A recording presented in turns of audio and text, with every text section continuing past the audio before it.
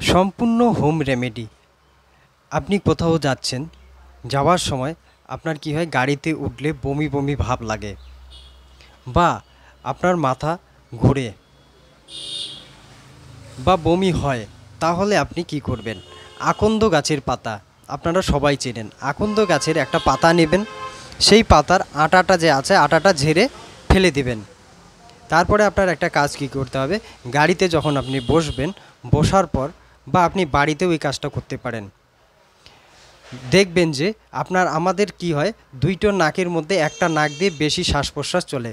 এরকম করে জোরে একটা নিঃশ্বাস নেবেন, যেটাতে দেখবেন হাওয়া বেশি বের হচ্ছে।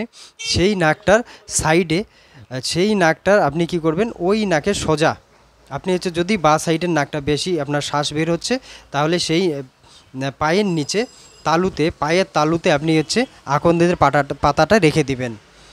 এই পাতা যদি আপনি রেখে দেন, তাহলে আপনার কি হবে, আপনার বমি বমি ভাব হবে না, মাথা ঘুরবে না, এবং আপনার জার্নিটা খুব ভালো হবে। এটা এটা আপনারা করুন এবং এর থেকে লাভবান হন।